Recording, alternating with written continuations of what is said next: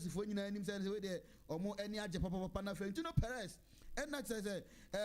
first Super League who say you know say class ni na omo puli omo ho e dey film e ka omo ne Barcelona nko an na wo Super League committee ni mu they say Barca for so atwa mo afem aka Real Madrid nko na say ho omo guso ekuta mu hon ma we ene ensema fi Super League ni mu ahye abeka yes and ye Real Frank Lampard na say we a former player as a former coach at the match Chelsea on no say what did you at the Coventry City on my Real Coventry you know not championship no on more than 17 they say o for about that first ever one man are you unbeaten and they say what the Coventry City I say man for a Bonabaso pass or no championship what they were a champion pa ever one man enye as a Militao a defender at the Real Madrid was free. I was Brazil Tihono say did Juma at the moment they say and I Busan said now use ACL injury when second time no saying and they see about not to hear Katakyie and can retire from football because now Oduro so be say Ura Park so now I sign up I play be on my way and then some if that Militao so here abeka and say was no onyini p and so or retire every football mu esansa injury sensem na ebe totono etotono ewo hon way and then some free Militao so here abeka and say ewo hon na Alexandro Martinez or no a defender ewo Manchester United ho and na odini juma when they saying after international break no anymore so about returning no rem ewo Manchester United no be dini juma we were almost more than a year cramp on my say a year asemda abeka Manchester United and sa e on my way any free player fan Alexandro Martinez na say abeka and sa e on na Franco Mastantuono and what did to just say a year na bi mo added to la mi ya ma ho say omuni ni mienu na mo compete mo pre e won say hwe no football na won obo no yeah, newspapers for one person making headlines kwa no onye on fan ho and to two obi oye ne brother eno no nanzo onye na adwe say ono sa debate na ekoso o mienu ntem no de ne ti ebeje wo hon ma we ene nse me free Bastan to no so ye abekwa yensa e na Man City aso ye na say yawura na enche kwa ena Premier League e de charge mako 115 e de ball Man City e wo honom na ye say busumi we mu ena verdict no ebeba mo di asem na busumi we October yi ena sa verdict ne beba che say enye asanketo say Man City omo eto esa gidi enye asanketo kwa na charges ne de na dos bebre 115 charges I say omo de agbo omo hwe animu say financial fair play ewo ma mo say omo omo tonton ana say omo toto players bia na ebo no ewo soro na say omo sika eba club no mesusu omo briti nyoma bebre say enye ewo hon match say when enen sama free Premier League no aso abeka say this month no and no this charges no ebeka na urem ewo Premier League no a concern ba ko APM eba teams na say we teams kakra bia omo genuine sponsorship every one more ma kanyina gaming omo ma kanyina bet for and sponsor omo hon ma debate the argument about English Premier League in one more say a month for 80 home come esan games ni bi one more ha just early kick off ne de ke ka ho no e ya na score line na urban ano the one man for asase a raise concerns e wo ho no pa just betting for no at the Premier League no teams no be a for more sponsor more especially small teams no e wo my way and then some free ho no ma abeka na D Hansen and no we rem e was Spain national team wakwa pick injury on my muscle injury and I say Abrante akwa pick e the left leg na I say Abrante go 2 weeks I say and I say wo 2 weeks no ontimi ensia kan en fama Real Madrid e wo no ma mo hwe anim say bibia e be koso kama e wo na Deco wono aye Barca director and I to just say mo ka Lewandowski wonyini na mo koto new striker number 9 en fama and enti e na mo ha mo ho e wo striker ho sa na say football na e bo no wiase no enye number 9 na mo PSG for every day Champions League o man for number 9 anya hwe e wo hon ma we ene nsema Deco e de atuja e de atu Barca fo nyina enim e wo hon ma afiri na so ye na Richard Alisson o si na kan e de man Tottenham Hotspur e wo and MLS club I feel Orlando City omo board chairman as omo board no at the project be out to Abrante and him say 2026 onwuram e wo maso no o medi djuma emfa mo guso na Richard Alisson e camp no e di nkonwa sa Abrante obeje penye no rem ewo MLS ni mu na be di dwuma sonko e de ama Orlando City ewo hon ma we ene nsem fi player na so ye abeka na Nico Pass sa brante we wono ofi Madrid Academy ni mu ene rem ewo Como ewo Syria ni mu odi ni dwuma na say no ura Syria ni mu a ni modern mo na wo bo no enya sanketo wo gigigi abasobodi ahodo nyina na say Rising Star no of the Month award na akọ edi aman wajin September and wajin August edi aka ho ati abrante no ne bonde bono was sro papa ni ewrem e Manchester United aso ye we are Man United fan atie na tie ni ye mo a mo call for say e nsake e friends papa ye fe no Ruben Amorim no muntie na sim Sir Jim Ratcliffe edi ensem bi atuja edi afa coach ndi edi kan say o say awo no ndeni so adi hu ni say so obetimi asake fencing Amorim a free Manchester United team man. This one man over 3 years. No, they're proving who say ampa say one team one who they answer what team asake no. And then the first season when you full season you know and no ebe sake ebe sake Ruben Amorim e wo mo obia ento na adwum say no Ruben Amorim no otena na wodi dwuma so nko e de amount no na ono e ko so ade to just say mo kai say Satama Ferguson ewrem ewo Manchester United no the first 2 seasons na enkoyie e ma manfo e call say yen sake no emfa ni free team na so omo ansake na say ene obia ebo Ferguson din ewo Manchester United a na ode Ateta so dia no Arsenal owrem first 2 seasons na nyoma enkoyie o ma no ma na konya e ma ne mre no say Arsenal team no ababa be good ewo hon ma way ene nsema Sir Jim Ratcliffe or the to Manchester United fans in no no and the football when sensem at the man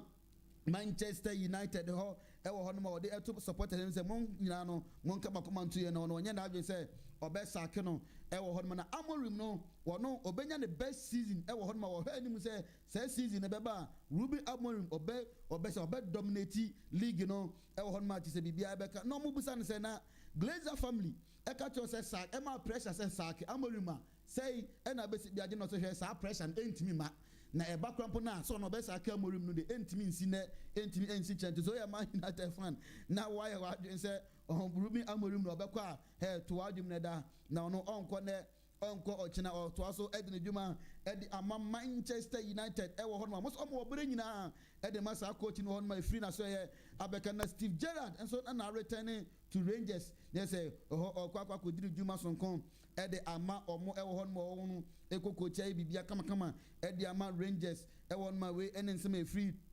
player no aso ye abeka yensa ene anopay e wo ma ye last story di tuja e wo ma no nsem na say ye wrem e wo efficient mu straight up e wo honom e ye Cristiano Ronaldo aso ye ena ye wura ene anopay na say de uko Bloomberg aso ye a omo player first player mo de na wrem e wo billionaire club ni mu no e ye Cristiano Ronaldo abra o renew the contract e wo anasa che sika oje wo no no e ye over $400 million over $400 million and original nasa hon match say abrante no sika Cristiano Ronaldo no original enye asem ketu akrampo e wo hon ma say ono first player omo recognize say ono oye billionaire onye millionaire oye billionaire e wo hon ma Cristiano Ronaldo congratulations on and e dey man no say ne nan no etimi aso aba ma no hon ma me wo be ba ball na be ball enye chemistry ne biology amoame ni nyina amfa hwi amfa mreme anya fe na be human biology sem bia ho nti Cristiano Ronaldo dey say oje ne samba e wo na ye wram e wo afisem no mu hyehyehye ye hyase every World Cup qualifiers they told you ever bibrem hanom no score lines ahodo I told you ni nyina egu animo na Niger any Congo Asia no Niger tena fie ese Congo e kamien sa omo team baako e wo Tanzania e tena fie ma Zambia e ko twa omo ka baako omo antimi and Central African Republic tena fie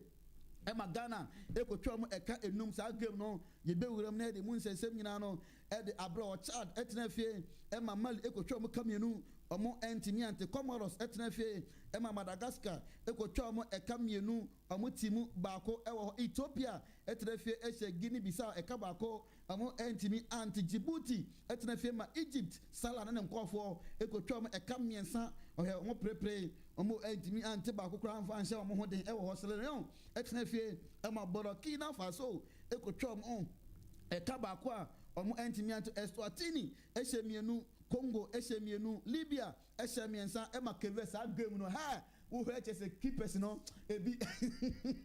so wakwa disco so wakwa yeden o heard a ball for the be a fan in antem kwese ya na say Libya play keeper no ha je papa wi ase no na say Keved and Libya bi a she 3-3 e won Mauritius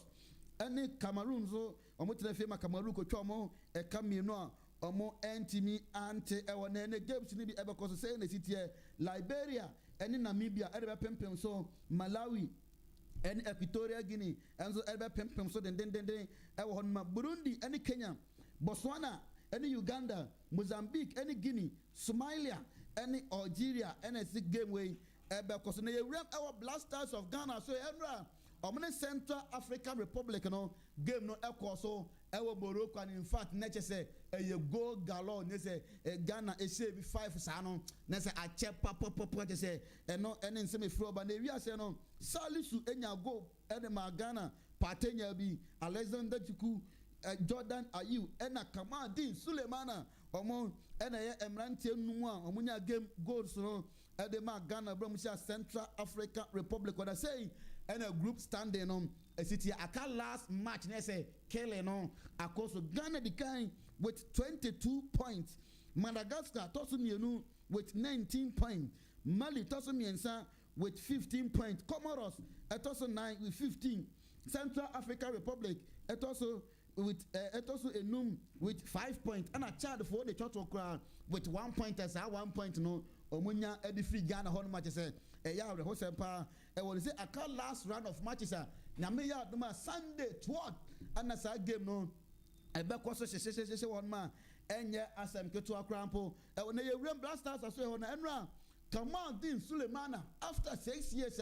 Uremu our Blasters team no. Afe and now what me and go. I will my say Enra. Na players no. Any aje papa baby amogas wo bia no on my Johannes bia e koso se e wo honom ye say enra na enya asamketo akura kudus any for tawo isaku na o shego no hwe mirika o the team ni nyina including technical team no nyina e dimirika e ko bam Kamaldeen Sulemana hon match say ni nyina ye enije sema if so Real Blasters team no mu 6 years enie afi and wanya go e dey ama Blasters one man enya asamketo akrampo e wona Blasters so ye na no games na so far omo abona Ghana and Madagascar share mutwa mo 1-0 e wo fie omo kwa we Comoros e twa mo 1-0 e wo hon man say only only game match say Ghana no wolusu our qualifiers in Mali e tena fie e ma Ghana ko twa mo kam you no mo team baako Ghana tena fie share 9 Madagascar Central African Republic ye no omo twa mo enum etimu miensa e wo hon Ghana e share enum Chad entimi ante e wo Madagascar e tena fie ma Ghana ko twa mo kam miensa te se Ghana e ko na nim e wo Chad ene Ghana e bo 1-1 e bra Ghana e ko away to Chad no Ghana tena fie e share Mali ka ba ko mo entimi ante na se ene Ghana as Central African Republic e kanuma omo entimi anti M1 no say we any road Ghana and am so say yeah omo e qualify aka one match pe no ma qualify erem e wo US Canada Mexico World Cup e beto ja nyame aduma next year no sensem no and they go na if you say Oduro erem e wo no qualifies no they say onyan lusu game e wo qualify si mu a obo was 7 games 6 wins and wanya 0 lose and wanya no draw back pe I just say way and then some say free Oduro say African say no say man for air born abaso goals so watch 21 goals and we concede 5 goals per e wo hon my way and then some free coach no I say Abeka yensa e wo hon na e say Jordan Ayew no so rep Africa hanuma qualifies in one na actually goals per 14 goals and now no why no any 14 goals plus assist Fuka assist any goals in number 14 contribution and they say why no Mohamed Salah so 12 goals no goals and contribution 12 and why no hon match say we one can no 12 son my yebo the friend said Jordan Ayew abaso papa we djuma so a well after the game no abrantia e fan asamojan ed ensembi to edwa hon ma just say wono was obom ranten abaso papa we djuma makoyen former Blaster striker asamojan baby jet yentin sama okay.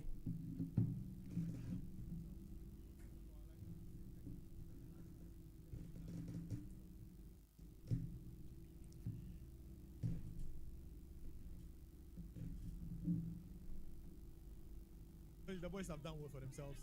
First of all, I'd like to say thank you to the Black Stars. Thank you to Ghanaians for their support. Today we came here to witness a victory match, but not this kind of margin. So the boys have done so well for themselves, and kudos to them. It's way and Samojan Edutuja after the game. And then Jordan Ayew and Yebusan say qualifies in a 14 goals and contribution a 14 and why no saying and I was he cannot say no our statement here also a year after 2022 World Cup in Sama Jordan Ayew Edutuja. Obviously I really took it to heart because I wasn't too happy with the 2022 World Cup, so I really wanted to have another feel of the World Cup, and obviously we not qualifying for the AFCON was a disaster and a disappointment for everyone, we the players and even the staff and the country. So we knew that this was our only chance to redeem ourselves, and I feel like it wasn't only me, I feel like everyone was committed to the cause, and everyone was ready for the challenge, and obviously, I've come a long way with the national team, so it's part of me. The national team is part of me, and I really take it to heart, obviously, and I'm at a stage where like I needed to. Way and Sema Jordan Ayew at the Etujana after saying you come and Salisu Muhammad. And so Eddie Kumono did to just say, on our patrons or giving it all. Now, what about park and so on? After I saw call the dressing room no, with 1-0 no say, hey, could do home come up by 18 sema or the Etuja. I think it's a big lesson for us, even today, when we were leading 1-0, when we go to the first half, we all told the boys, listen, this is what happened against Niger, so we should not let this happen again. So we always take this as a lesson, And I think everyone has learned a lot from not qualifying for the AFCON. And then, I think we have it in our mind that if we don't play very good in the second half, they're gonna equalize. Way and Sema Salisu or the Etu Jordan Yamea Adoma 14th November and then 17th November Ghana Blasters, any Japan, any South Korea. Ebebo Ayokufa Akensi the Abobo Mo, so I will qualify Eddie Rem, 2026 World Cup now, baby, Babua, Honma said 2 matches no, Ebe Koso Honma way, and in some Blasters of Ghana, I say, Abeka Yensa, Honma, winning in some Abeka Yensa. Now, Edra, you rem our Ghana Premier League in one, now Sunday rem Ghana Premier League, It's a keeper Obia Air Bonabaso, Benjamin Asare. Yes, okay. The last 5 matches are what done a clean sheet in Ghana Premier League. We'll keep it for a clean sheet. And a World Cup qualifies, so we'll call a clean sheet. I want my own anti says, Obia Air Bonabaso, my Benjamin Asare, House of Folk. Goalkeeper no, he say, or no when any media have a cast with Muda, and so a branch and go no, I was papa, I was on my Obia Air Bonabaso, and I rem. Our Ghana Premier League in the moon, and one outstanding game. Of course, a Asante Kotoko, any baby, any Gold Stars, and at the Pempem say we are saying, now Casante Kotoko, a baby, any Gold Stars, a Camille Noir, Omo Anti Peter, Abidu Aqua, and Abet Amwa, Omo, and then yes, 2 goals to the manager say, Abet Amwa, man of the match, no, Elhonens are host, and they say, Antimia Mobile name, you just say injury. Abeka just a yard, host and papa, just a work give me a Hiano pan, ever on my saying. I bet Amwa, when you're injury at the free park, and so I heard say Bibia and ye,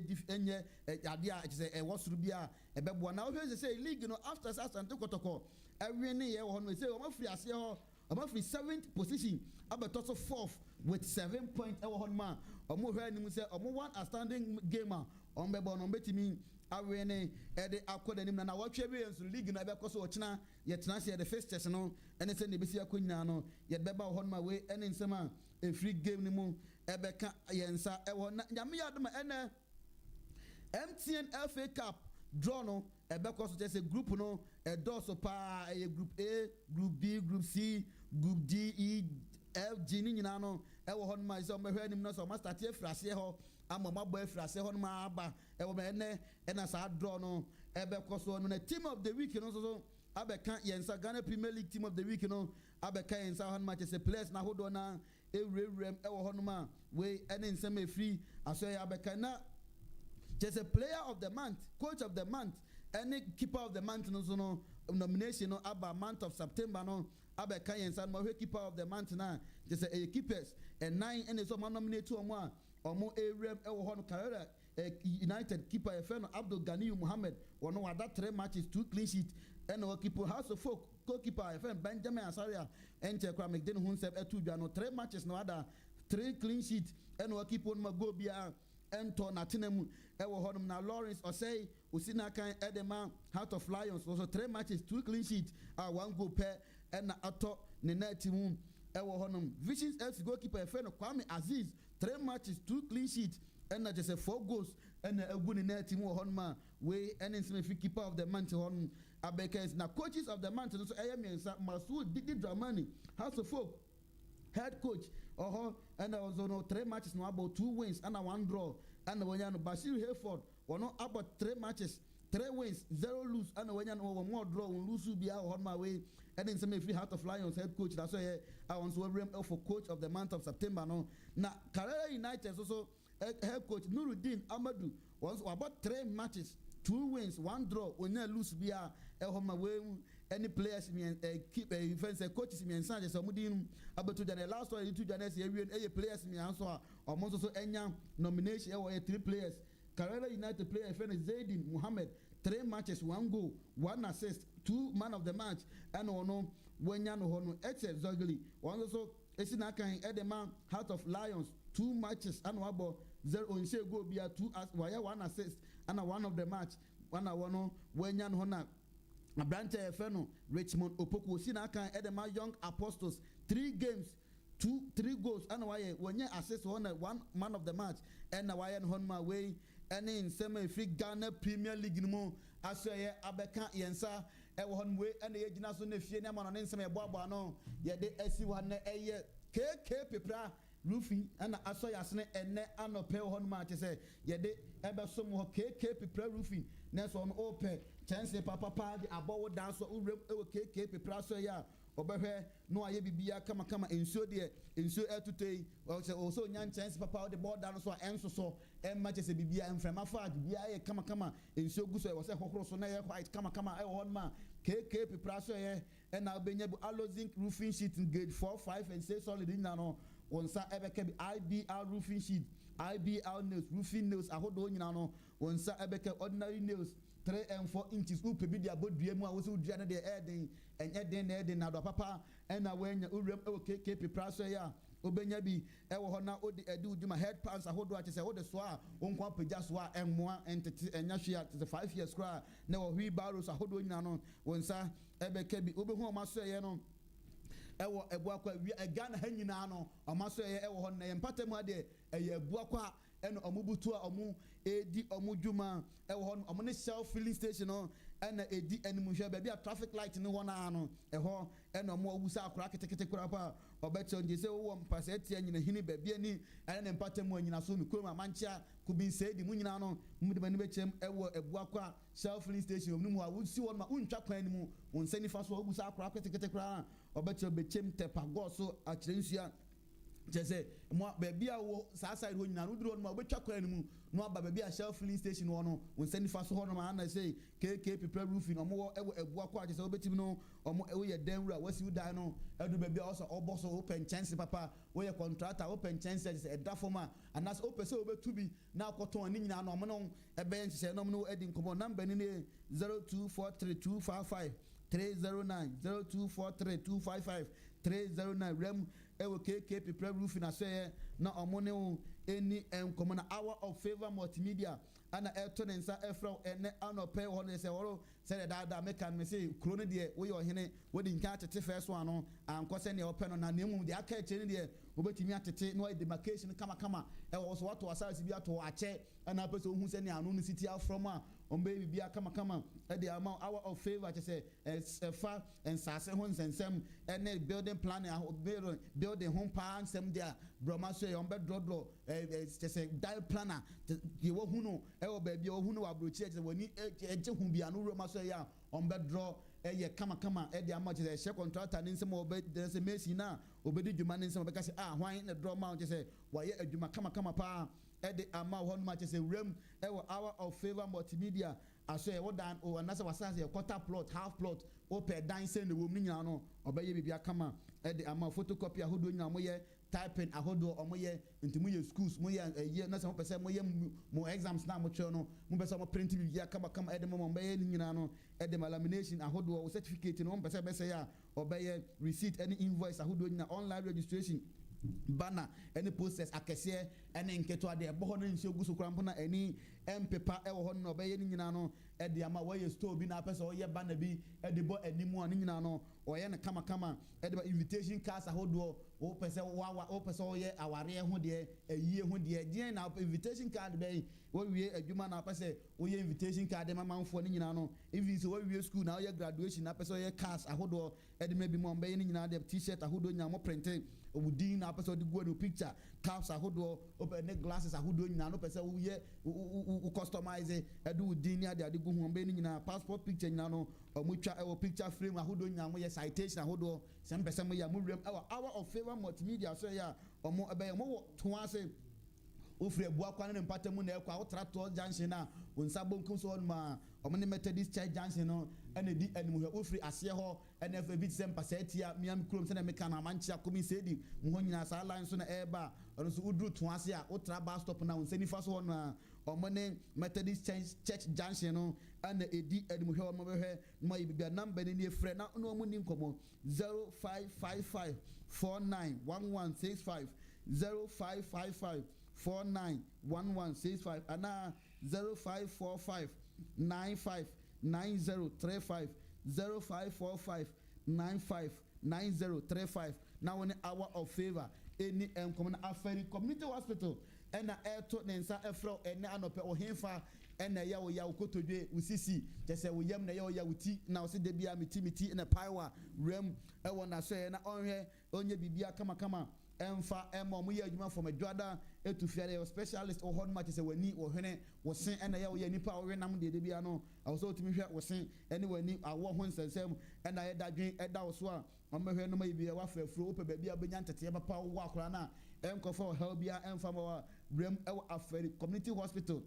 aso e ufre bu akwa enye fenso fola ene ho keka ho ene eba otra oni kire enkawe no otra aferi kuro na unsani fa so ho no ma ena aferi community hospital e wa che uduro no a whole community ene wa ye je insurance uti we school ni na wo ho dodo wa fa insurance fabra we fie fa insurance no ne fabra na enye bibia kama na ye mfa ema e wo ho ufri to ase ne mpatam mo so ene nkawe na eba so won sabon kum so ho ma je se wotra ubo nim kakra bia ho ma na say e wa yidi edwuma so ko number ni 0240176502 0240176502 friend na nkomo bia ho bia no woni omo eni wo ho nti we ni yegina se ye de efie ni amana ne nsem e bo abo no agude mu nsem no ye de ato na Ejapa house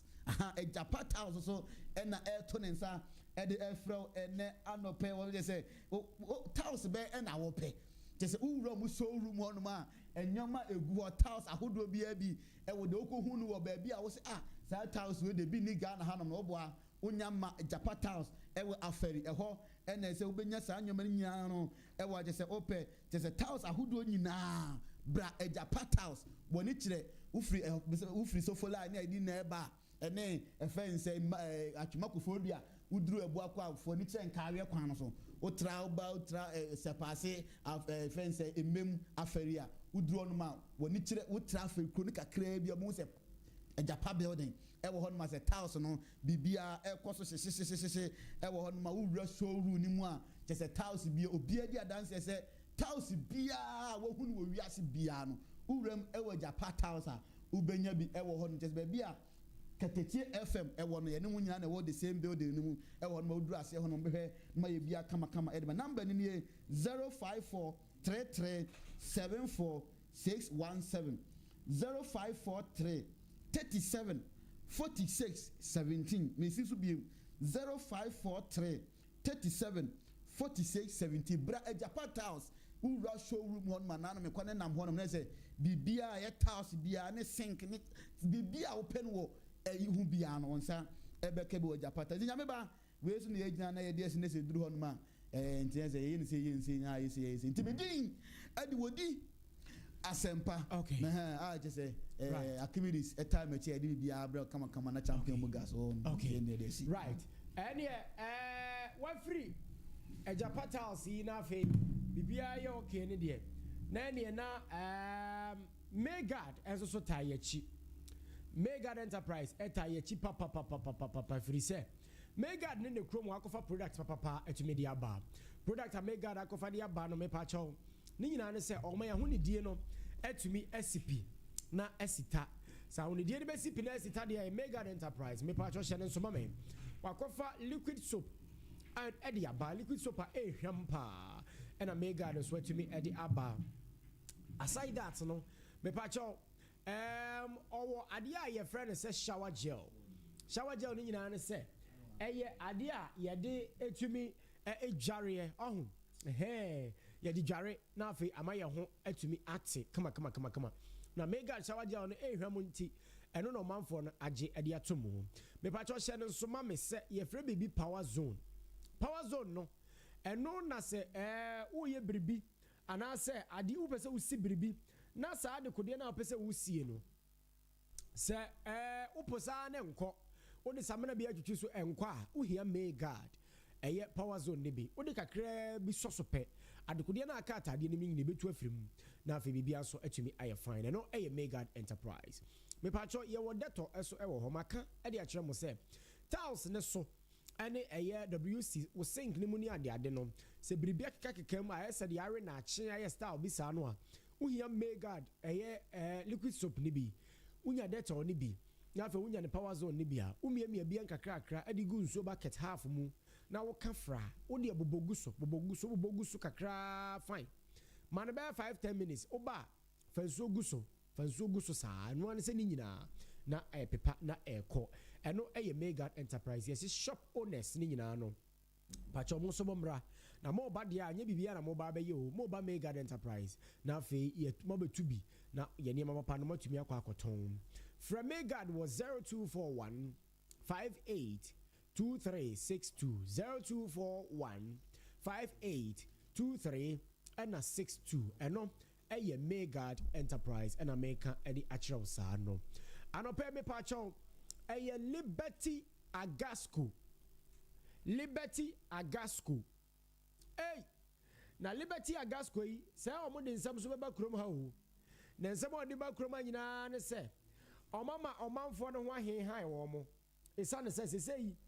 yenko enkokan asem nkyere obi si ye pebosia ye bewie no ye beka wa asem nyina bewie na fe de wo se mi ni bi oh ebi ni ho uhu yanka aba ne ntem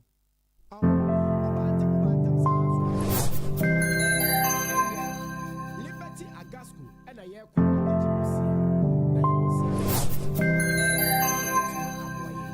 or boy away bosia won some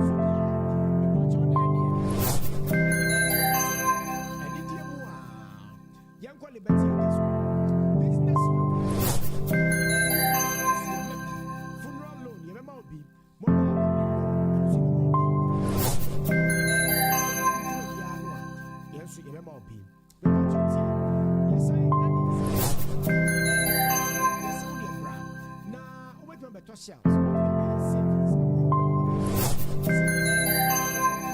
savings and so ever hope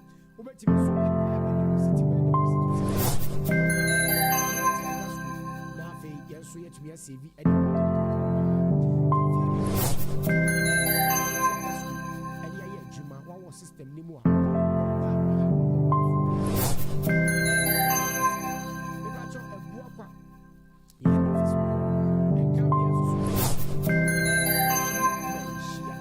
Sorry, I want to chimay.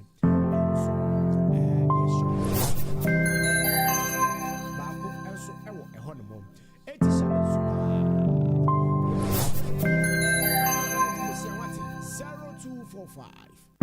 0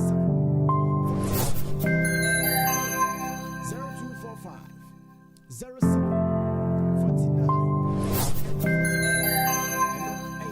Agasco. Ubet me as a 0556 34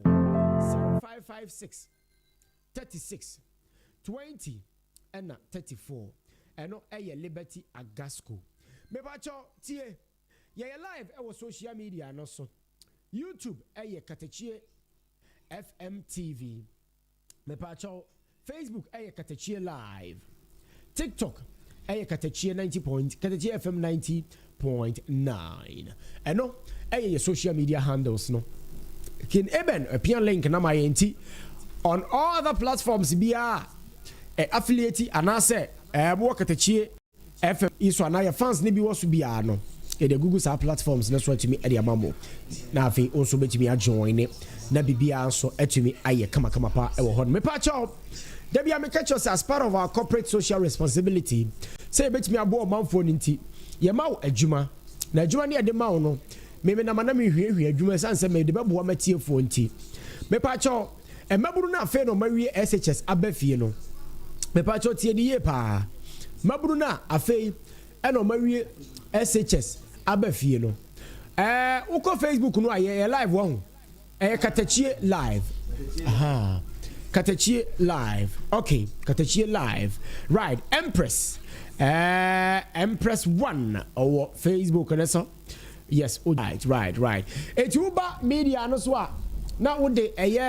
wo comments no e de aguso media no so na afi wa ma ya te wonka odi ni ba bia wo firi no wo de to media no so ayensa e betimi aka me pa chama ramfi say Facebook no wo be follow say de be ya ye post so ma feeding free friend number is a salary ni so ye 3000 ekwa me pa chama friend number no 0547 09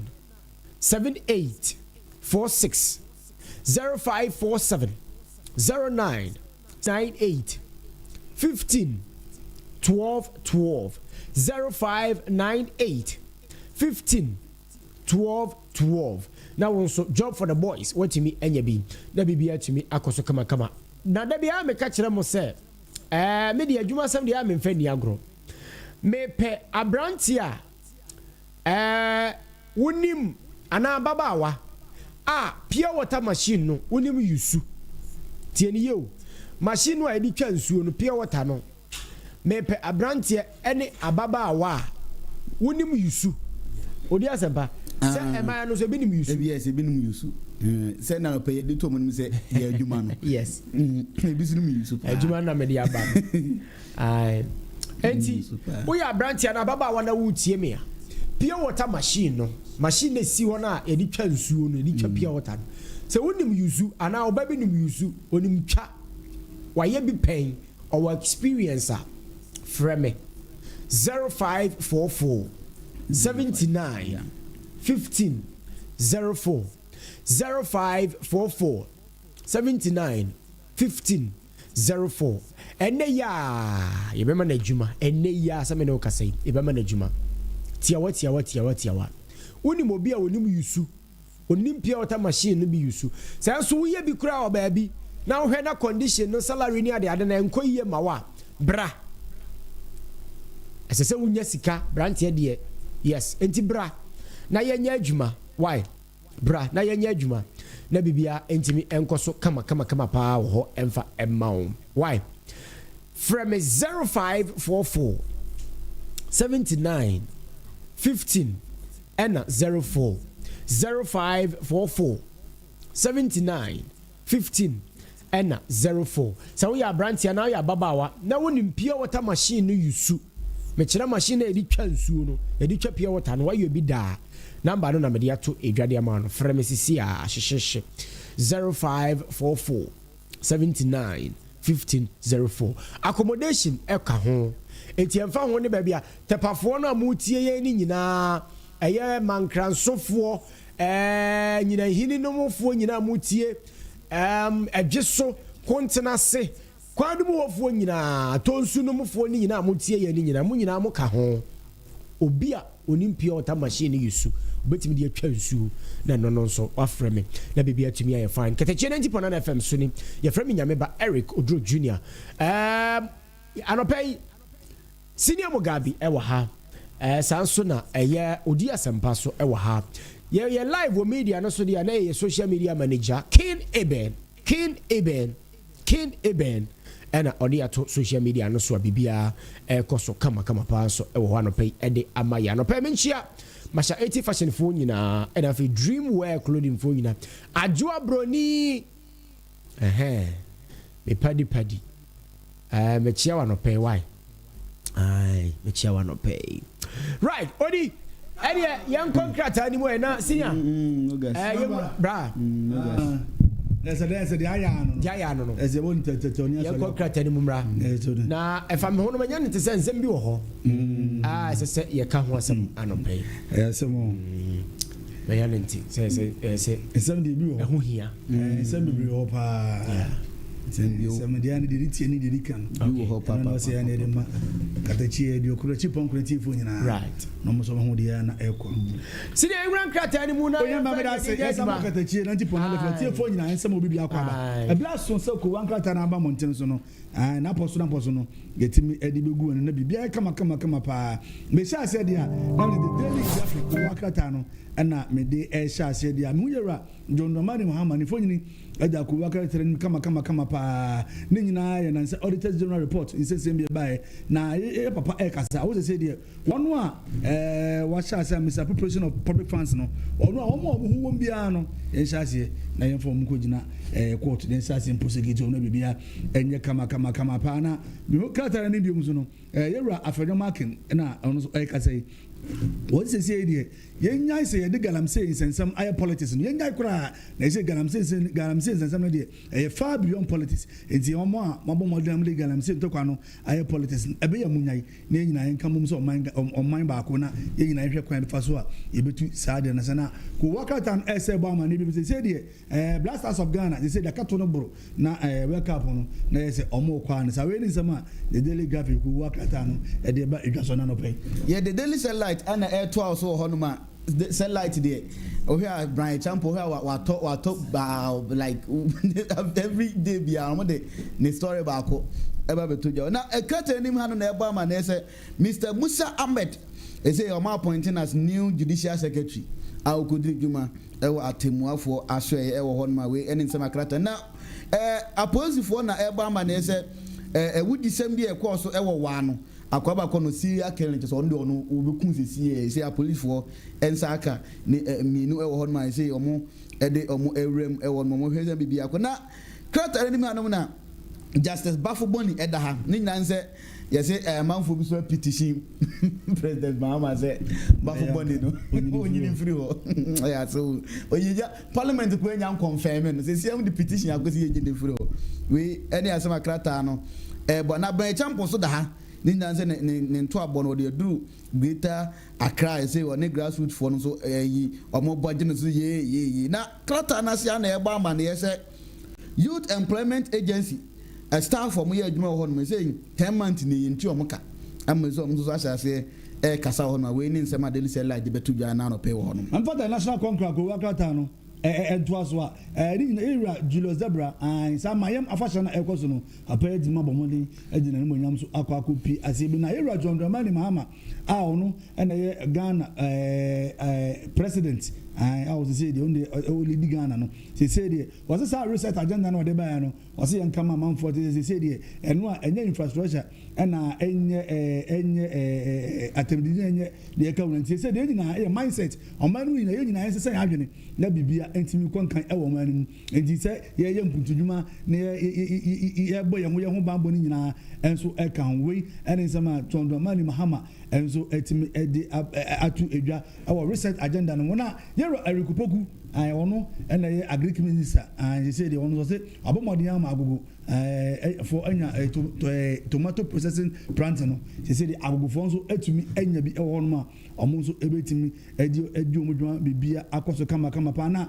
yɛwura Elvis ɛfiri yɛ Ankara wɔn nso krataa ɛɛbɔ ama no sɛ deɛ ɛyɛ saa United Nations gathering na ɛkɔɔ so no ɛwɔ America mɛmu no ɔno nso tumi ɛde nsɛm bi to dwa paa ne nyinaa ɛfa abibire mu mantam ha sɛ ɔsɛ ɛbɛyɛ a abibire mu adeɛ ne nyinaa wɔbɛsrɛ yɛn nyinaa asomdwie yɛn nyinaa ɛnkɔ so paa ɛmfama yɛ ɛwɔ abibire mu mantam ɛnkanka West African countries no krataa no ɛɛbɔ ho amanneɛ saa na sports minister ɛnso mfoni da ha ɔsɛ sɛ deɛ Ghana Blasters for ɔsɔpɔtɔ ɔmo paa sɛ deɛ akato no buro na sɛ deɛ Canada Mexico ne US no ɔmo tim akɔbi no ɔmo nyɛ ɔmo nneɛma na Ghana for ɛnso nya kwan nkɔhwɛ gu ne bi ɛne nsɛm the national congress ko wakrata no ɛde ba abonti saa paper no menim sɛ ɔpɛ sɛ ɔtwɛ ne story nyinaa wɔ first page ɛyɛ me wɔn mpo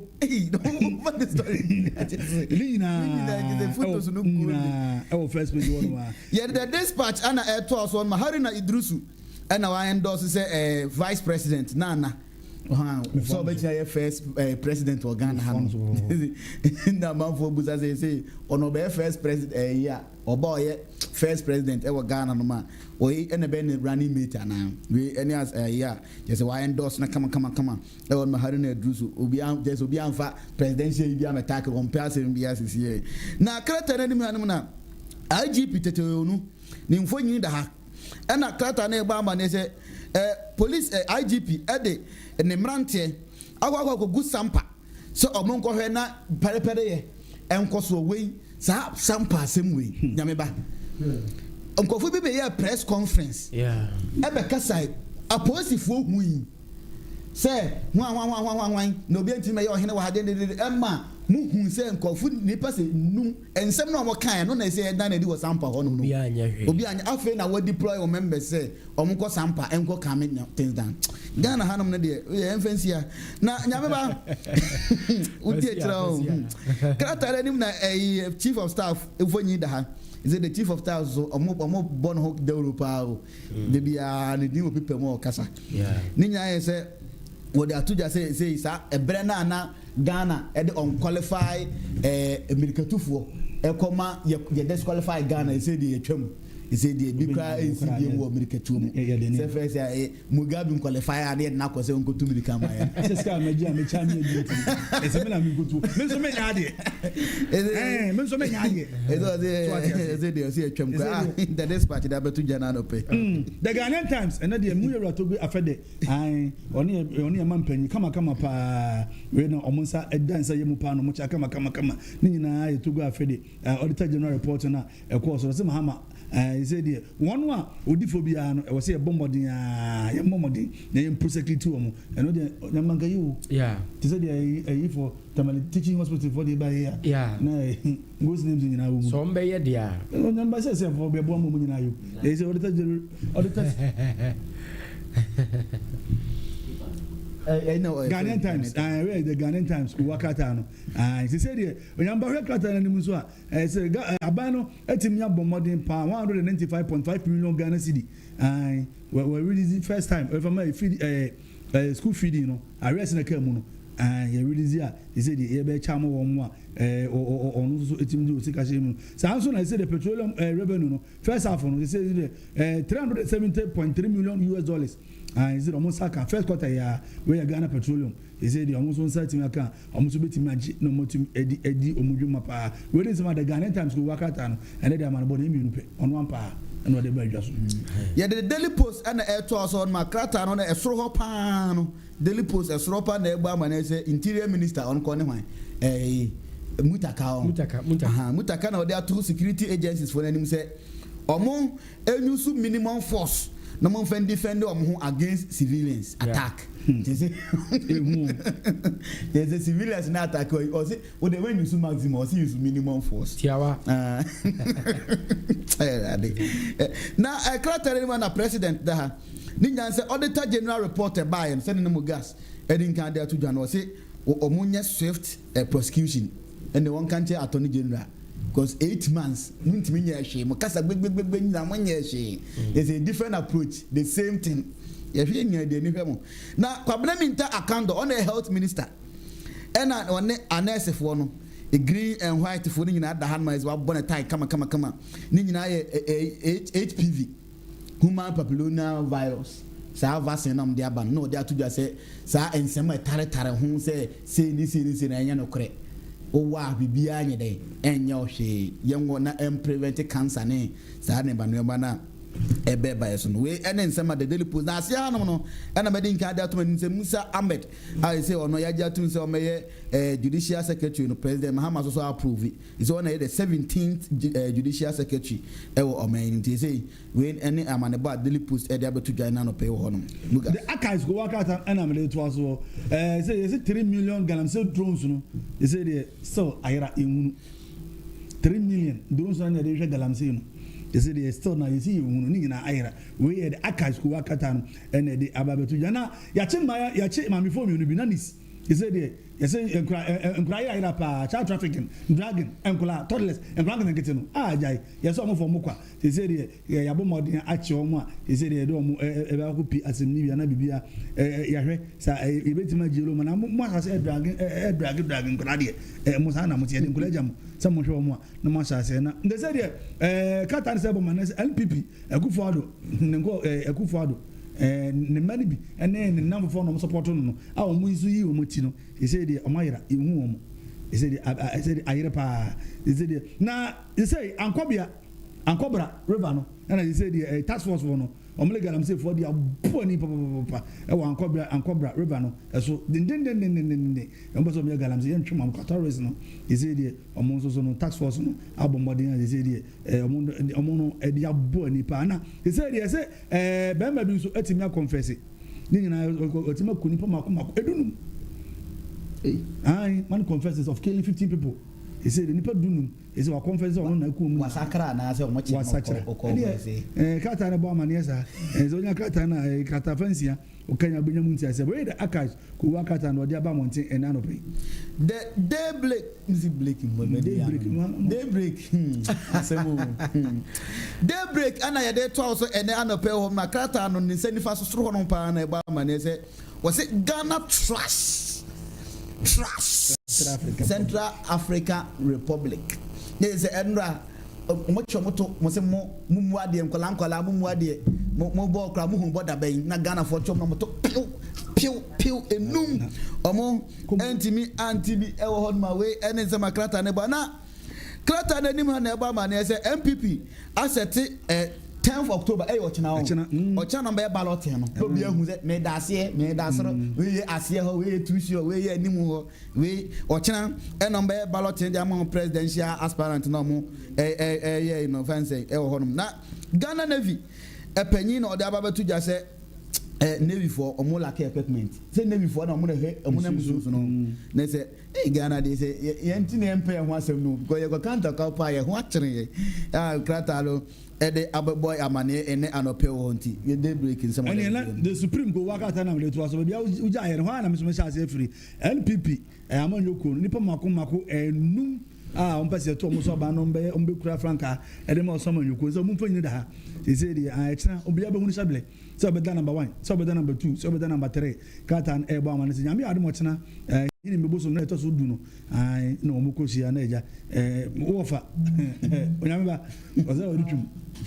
Also, when you're 5 and come back, when you're number 5, I see all days on the I think Monday, no Muka became what I'm Cabichem, Michelle, or Basugu, campaign, and delegation. As now, Sansuna, a crapum, none of my tranquilla. Ederson said, the Mabo Modi, and he said, a Mabo Modi, you might have for, or this check was this for a kufu. And he said, and they say, I am a mine, a crapum mine, Katan, Ebo, Amaniasa, Nana, national security to say there.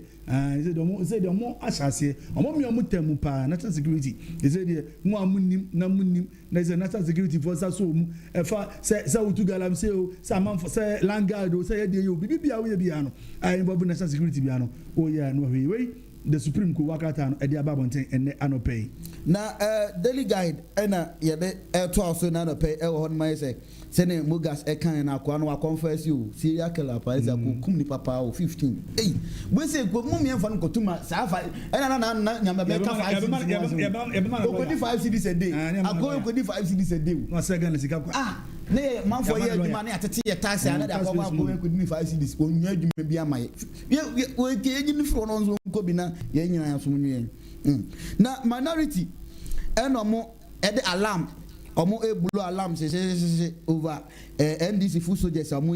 recruit omo enze military you know I think say asa anisa say omo e blue alarm say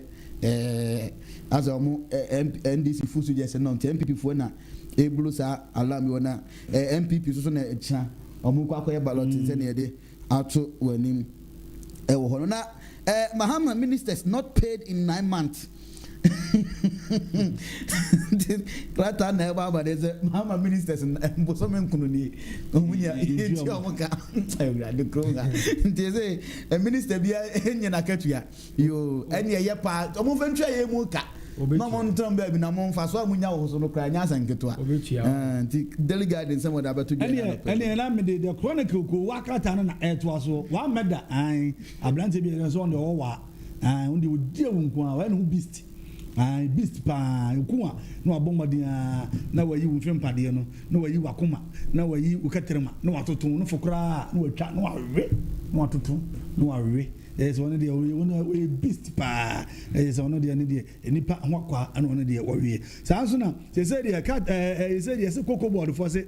wo obi na say koko no mo smogere mu wia na mo pebe bi dia fa me pa choko nso no ye be mo de anu abaso nti se de woni mo bi a koko board ana se obi a mo ye smogere koko smogere no se koko board fa se yanfanto ipa dodo na anim se woni mo bi a wo ye sa bo mo de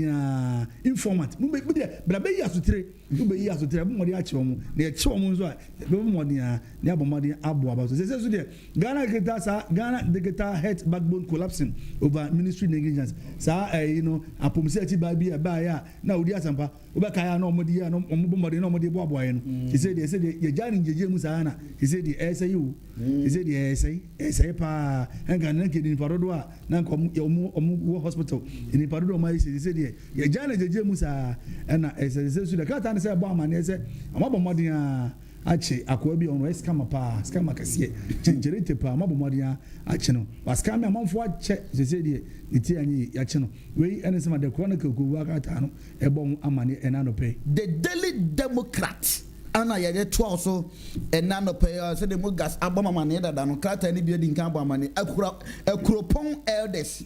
empanimfo na no matrankonya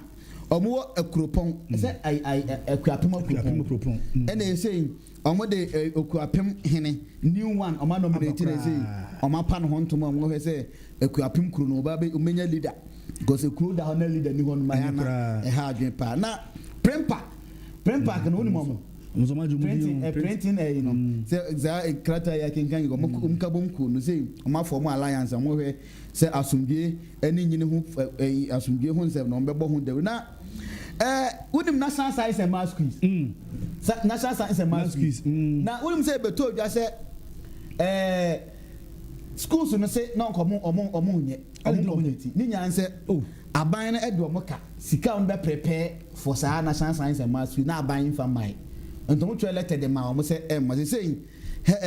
say education minister wa class academy na so he say kwen ma da almost 9.5 national science and math yes see there wa class from say we need some the Daily Democrat they have to the exclusive go wa krata no also ba ma na say akropon elders no you are permanent they say the omanya de nasi omanya de nasi pa ma bibia konkan kama pa ni na odehye kwasi akufu omode nasi so kama pa we elders ma the exclusive ko wakata nde ba na wa hu sensem na meda no akwa na onde ono osole a beast no okuni pa ne se ni achini pa menu asaka no kata no ebo amane sa nso na se kata no ba mene se teachers prize he said the bomadi ana no so teacher ni a he said wodi ana so be ro obebo modern na wa kira de yi wonya kira de yi nko ade a award no ba pe na so fata wo na we se be modern a de ma said wodi kan no national science and math quiz no ayewra Haruna Idusu ono na training the Ghana Education Service no abomodin atua eka no 9.5 million Ghana cedi said edi kan abon amane dada no really some of the exclusive ku wakata no edi aba and ma menye the business we are nice what they sell as insight na The Mamma the business analyst and Twasso, business partner and Fantuas Nebiana. Why here for a fence or Rabasuntele? Yes, I never Basantali or Basintili. Why? Basintili. Was it 10 months arrest? Basintele. On also Basintele. So, you are mispronouncing my name. My name is Mbalik Basantali.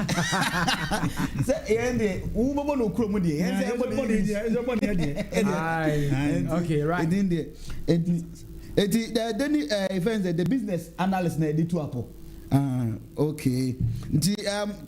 Why mine da ni mu na obo ama na yese sa 10 month arrest na for say why you for some dom kan no kore. Bibia say no mo nye o moka e won ma we ni nsema na Bank of Ghana and the abatu just say someone in forex market no. Someone we friends very quen for no. Obo it say Bank of Ghana so be inject 1.15 billion Ghana cedis. They access our first market in Nigeria Bibia. I can Ghana so and I sign deal money Spain for assigning debt deal be on my so BBI come na bank World Bank and upgrading Ghana growth no 2025 growth no forecast on my project say fence 4.3% there as a fenya in BBI kama e wo ho there we and sema the friends say business analyst the abetuja and anope ontimo gas bibia ni hono de na say we na ejina so na say yeah de bibia ese okata e ba adwaso no emu na poso headlines e nsakan ye no ana de abetu wani mo hono mai say ensem no de emu de emu hwam so ebi so ha adwen right na ensem no emu de na emu hwam no na krata bi so ewo ha say ya eho hia yi ese yabobo so na afa yatwe omanfo no so adwene de esi so sa omanpani aye appointment bi na biafan to omanfo nanim appointment na omanpani aye no eye deputy heads of missions na trese ewo nkronkro ene amaman so nkrofo nkroso ne nkrofo aman so no empanimfo a omampani ayi omo se omo enkonkoye se oman Ghana mu a enkaye obibi e friend se deputy regional minister ankane no se media kan nyina abomu nti no sa pepe nti panimfo we omampani asoma on eye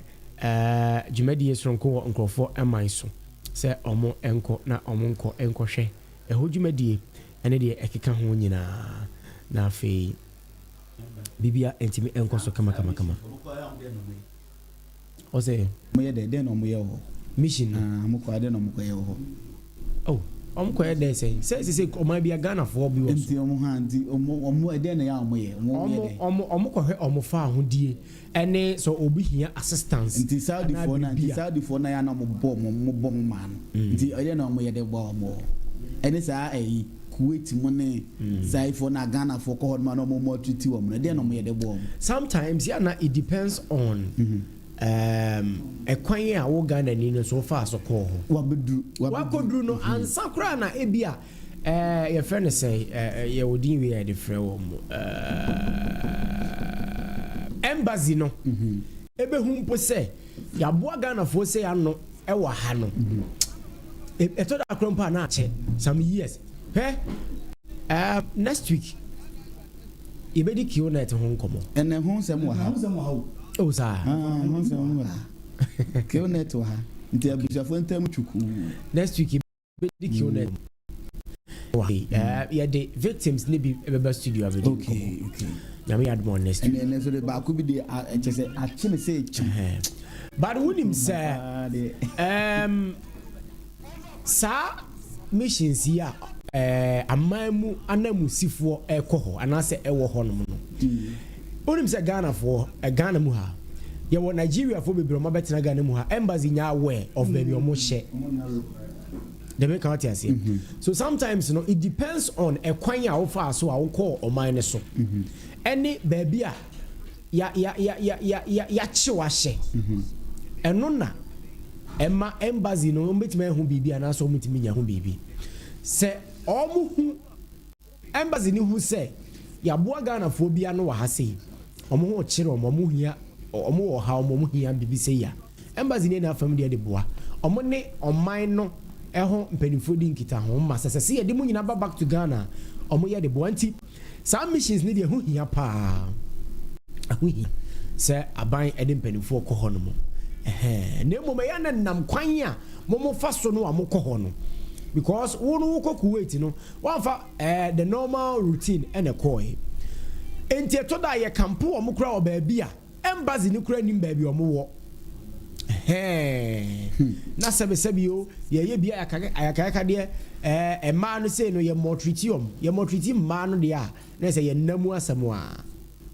so ti ase enti say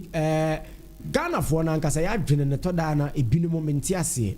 ebia ne se ye beko world cup ye bi obi wo one ho so no kwa obedwane enu nti no o apply se ho de ho o kwa obedwane eti dwane na obedwane na obusuani bia ni ho na wo dwane no o kwai o ba se ense no de eti be wi ase no ne ya chi bebre ya hye ba bi yese aban ena aban mu panifu a wa ha meboa ye ni o sa QNet wuni ma police fo ne nurses fo bi o mabo ska no o mo ho akodi asan mu QNet bebrebe wuni ze QNet dan kasankasa de a good thing but there were African hanum no scam ne tough eti ade na man ye good no enza QNet am headquarters no wa abuchi yi ankasa o company ankasa but there were Ghana hanum no moye no eno enye omo no de no eno en link to the wabrochi no and American said scam no Africa ha de enye correct it obeka to say en link to abrochi de but no enim no we will come to that enim no kra we will come to that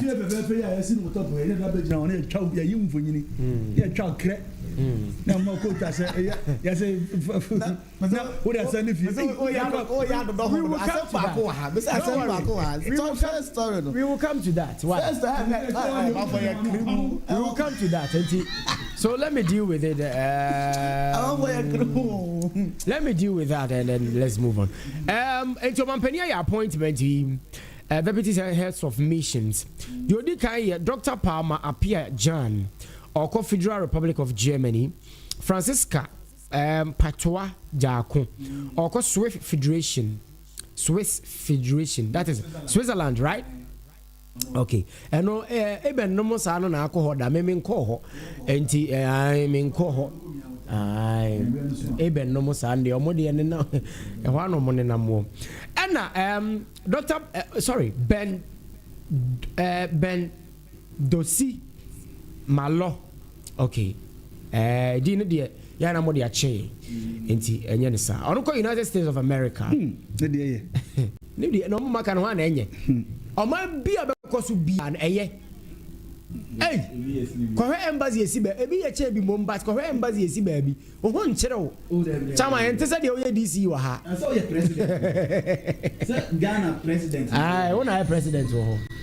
Okay. They are also enum Gerald Thomas or Pompepra or no Canada. Yeah. Harry Gerald Pompepra. Yes. Yes. Okay. Oh yeah. Okay no. The kind of where the idea? On have General. Yes. Man we good on there. Yes. We good they know what military. Yes. It's very good. And it's our missions we know. So what is a commission as what oh wait my commission mo eno no ho asem na ye kan sa no enti that is it. General Thomas Opombe Preko Canada, Suleimana Iban Idrisu Republic of India, Aquinas Kwanzaa or United Kingdom of Great Britain and Ireland, George Harrison or Republic of Korea, Jamila to Amadou Eco United Arab Emirates, Emmanuel Nati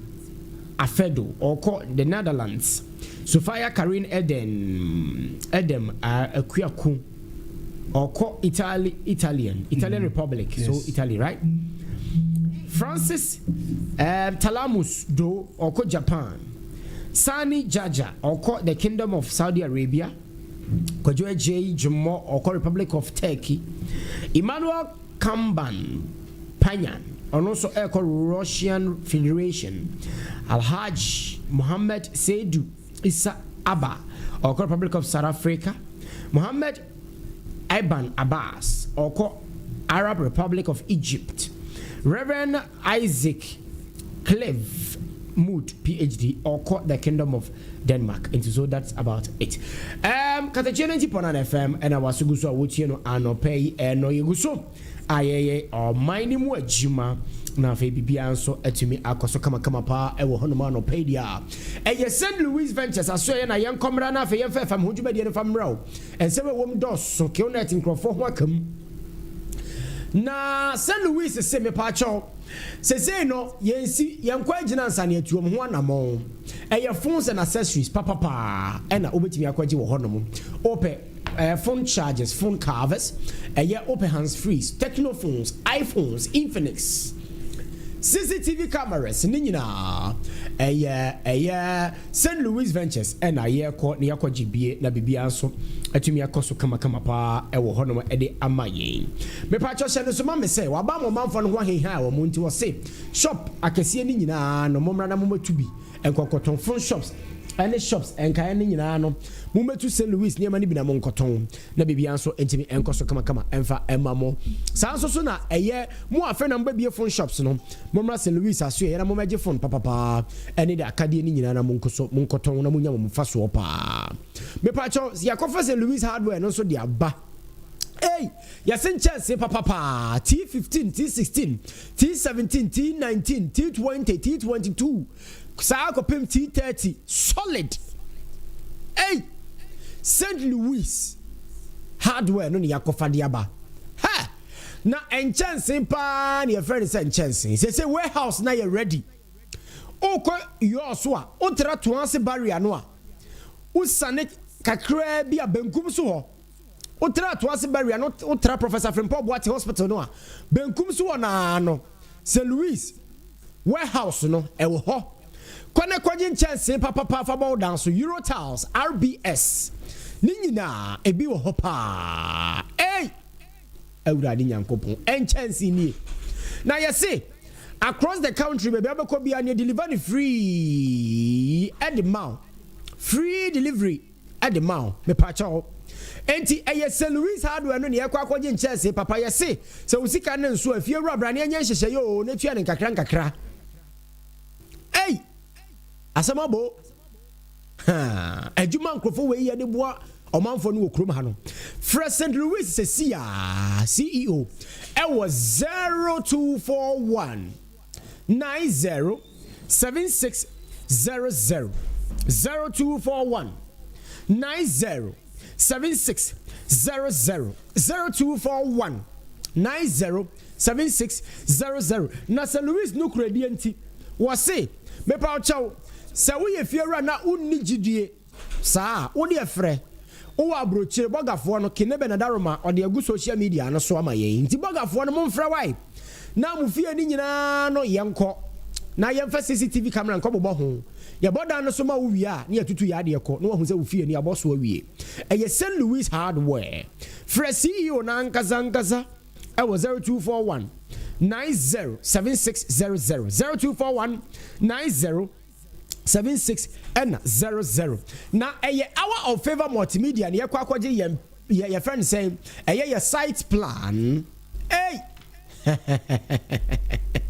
na for your building plan no so yakwa kwaje wo ho asase na fa won ne kase open 3 bedroom or so open 4 bedroom or so open 2 bedroom self contained or so our of favor multimedia and obeye ni nyina ntumi e de ama wo me pa cho ya bidi wo architectural works in papa hey Director Champo, Oboy land demarcation, Coco Phone say Yenche Emma Basabasa Emma, Yenche Emma Enkon, if we say our favor multimedia and Abba. Me pacho, the Etienne say, Phrase Siano Assassino, Yanko Susu and Famao. Ohine, Wadama, Fre our favor, why? Now assassina, baby, a corona quacotonia metin, come. And from Mount Sasa, one seminadium, our favor multimedia. For CEO, it was 0555 0555 5 near me ensa no about 49 no about 11 no about 65 0555 49 11 and a 65 0555 49 11 and a 65 and no a hour of favor multimedia bibia for printing ho de yen na yema wo photocopy type and lamination receipt and an invoice wedding cards invitation in no a hour of favor multimedia hour of favor multimedia 0555 49 11 and 65 0555 49 11 and 65 phrases here school for ni nyina no me patcho mo exams questions ni nyina ye ne betimi a printed ya ma wa leaking ko ba bia na bibia so tumi I fine wo di asempa a big nyame yanya fa me ho nan ya fa mo ne party yanya ne tentem na bibia ntimi nko so kama na say ya ko ti say Louis baby obi a me chia no yes ya sin papa na me chia na no pay odi ti sim ne nante all right Ebrason say a fam who segment that do media de brem Amansan Dawuro so Katakyie 90.9 no it is Ebrason say de betuja near the mam na ensem no de e de wa killnet for honsem e wo yanim hanuma ye say ye be cheche ma be papa mu na ye dem na osofo bi so e de nsem bi atuja afa a secondary school for na say senior high school for now mo twe camera esi o monim kan nsem bi no okay so for no so as a reply amama me phobia na omo enyi sa nyama na broni bi so abaga na hanom na oba na nyoma wo hu ye no ana wode ehun nsem asa akọ na nse ensem no krowe mu iti ya de sa nsem no so na papa bi so oso be kom no gbopo edi enti ze nyame ba no gbopo minimum pa what holding minimum pa oso edi enti no be na ye be wuram ewe ye nkofo ye nuanom ho na Nigeria fo yi ase ye nuafo ho so ga ko pe kwan no so ho ba bi na omo se ye okay ote ese ho ye ho hye pa sa na meti no ye so sika to fo nkro ntimi mfa sa ye sika to fo nkro ntimi mfa sa ne wo mu nya wona agrada ko I feel was mega yanon for call okay mon me kai pa no na ye be wura mu ye nuanom Nigeria fo aso ye na ngofo bi de tu no motie mu say ntafo say nuafo o ma ye training bi na genti o mo ye training ma sa nkofo no eno na ma sa asem no eye nwan ho hol ma de mu nsem nyina no na ye be ko SHS mienu bi ensem a si school ni mu no in fact 2025 ni ko sa anyama we ye de esi wo de ho nsem nyina be go na midin adi wodi asempa mene champion mogas just producer papa ye kamoma ye de hit nko na ebe den the new teacher king the eben once tef de na chair say ye cannot de ato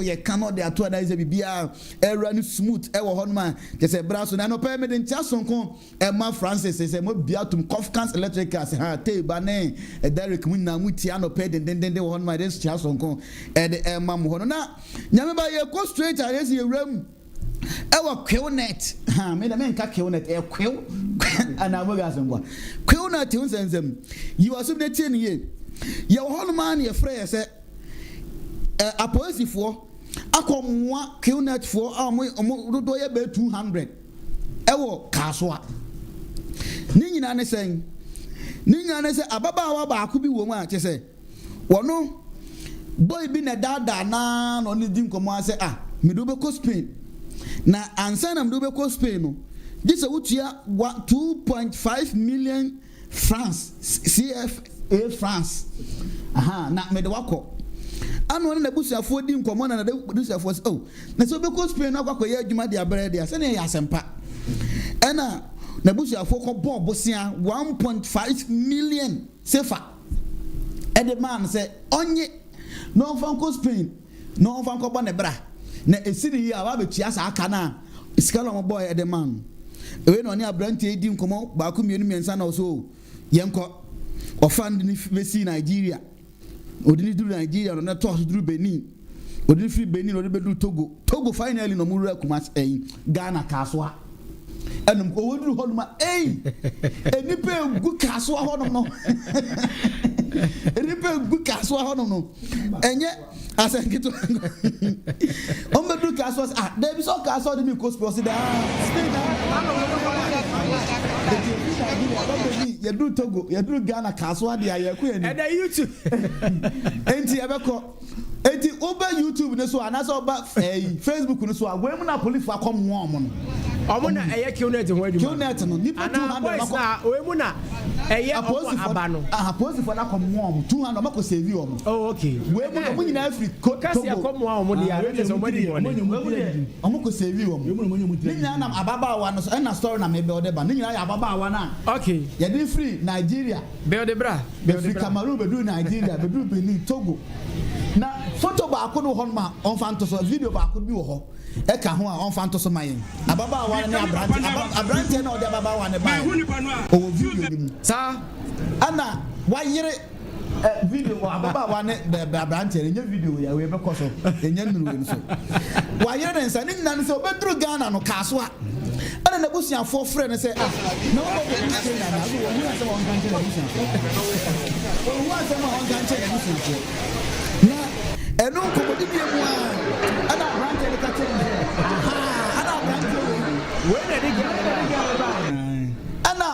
ɔka kyerɛ aberante wei ka kyerɛ ababaawa ne sɛ ɔnka nkyɛ ne maame nso ɔkɔ akɔduru Spain na ɔnsɛn ne video efutu wei ɛyɛ akra mɔ eti Spain na ɔmo bɛyi eti ɛna ɔka kyerɛ ababaawa ne sɛ ɔnka nkyɛ ne maame sɛ wakɔ akɔduru Spain successfully sɛ ɔmo nim sɛ kaasoa na ɔmo hyɛ ɛna ɔmo yɛ video ɔmo kɔ akra mɔ ɛna ɔmo kɔ yɛ video sɛ na ɔmo akɔduru Spain no ɛna ɔmo aberante ne nie aberante ne wɔgya ne apolisifoɔ san dendenden eti ababaawa na demirika kɔ kaasoa police station kɔbɔ ɔmo amaneɛ sɛ aberante bi pɛ sɛ ɔtwiri di eti ɔbɛsrɛ ɔmo na ɔmo kankyɛ immigration fo na ɔmo nfa ne nkɔ ne kurom na ebi ni n'akyi na ɔmo nkɔkɔ n'abusuafoɔ kyɛw ma no na akora aberante wei te sɛ ayi United States of Spain kaasoa akramɔ eti Qnet no sika sɛ 2.5 million sefa ɛna ababaawa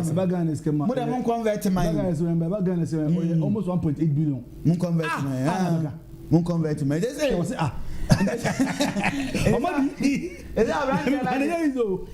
aberante na agye I say we say wasɔ ne nsa so mo kɔ do Spain na mo wei bra YouTube no so ne Facebook no so na do ba say ababaawa na yɛde ne tukwa oyɛ Cameroon ni yɛde ne tukwa akɔ Spain ni fi Nigeria